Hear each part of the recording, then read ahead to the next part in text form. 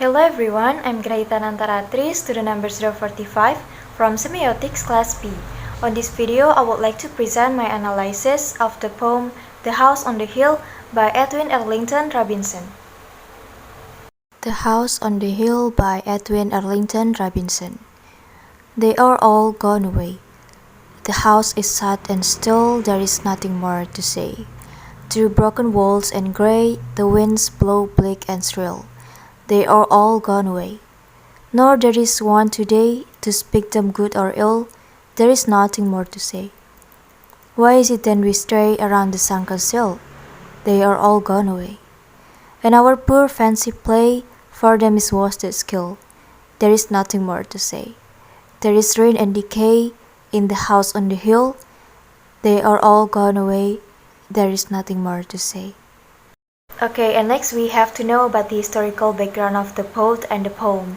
So Edward Arlington Robinson, the author of the poem The House on the Hill, was born on December 22 in 1869 in Hatfield, Maine. He was one of the most prolific American poets of the early 20th century and is well remembered until today for some of his short poems, and Robinson devoted himself to poetry and led a solitary life. However, Robinson's life may be reflected in the poem The House on the Hill.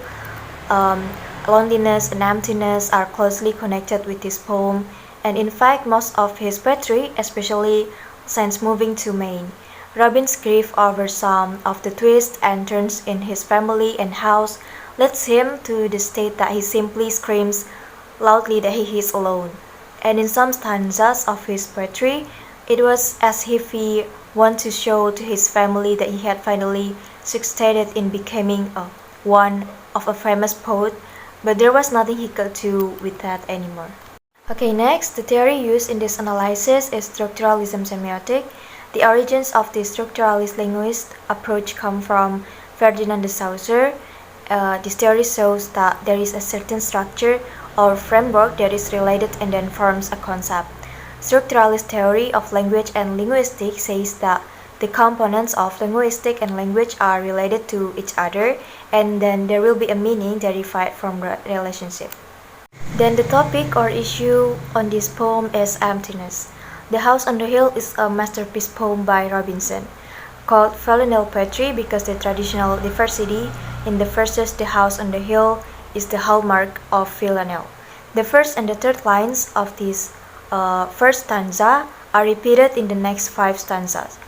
The topic raised in this analysis depicts an old closed house that is quiet, full of emptiness, and nothing the author can say to change it. This poem seems almost to rival Robinson's final words.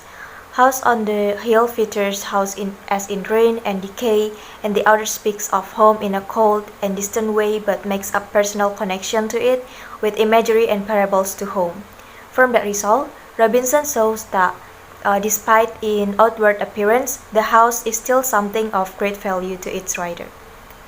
Okay, and next we are going to look at the analysis of this poem. So from the first stanza, they are all gone away, the house is shut and still there is nothing more to say. In this first stanza of The House on the Hill, the poet begins with the word they, but in the poem there is no explanation as to who is referred to by they.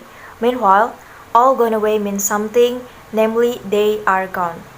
The reader cannot immediately understand who they is referring to from the first line, but Robinson then uses the word house in the second line. The choice of the word house instead of home literally means that Robinson thought there are certain house structure.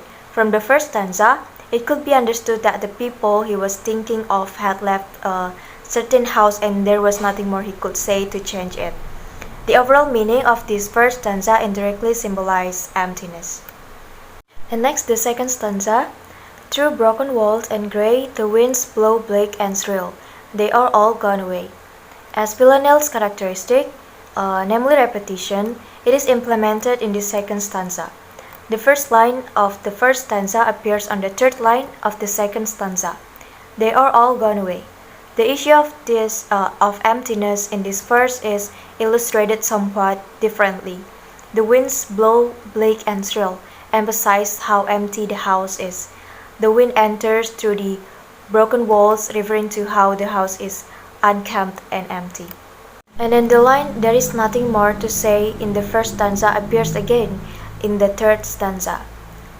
"Nor is there one today to speak them good or ill, there is nothing more to say," referring to his past or the memories themselves and how they existed only in the other's mind. "Why is it then we stray around the sunken sill? They are all gone away," is the fourth stanza. Robinson questions the reason why everyone is around the sunken sill. He looks at people, look into the windows of the past, try to catch a glimpse of the things that now only exist in one's mind. He reminds himself and the reader at the end of the verse that they are all gone away and no one will see anything in the window. And then for the fifth stanza, "And our poor fancy play for them is wasted skill. There is nothing more to say." For Robinson, what anyone through the window do is a wasted skill because nothing will change. This is again quoted by the phrase, "There is nothing more to say." Indirectly, it also symbolizes emptiness with this expression, that whatever will be done will not change anything. And then the last sixth stanza, "There is ruin and decay in the house on the hill. They are all gone away and there is nothing more to say." This sixth stanza in this poem is different from the previous stanzas. It is called a quatrain because the stanza has 4 lines. House in this stanza is described in a dark way and really represents emptiness.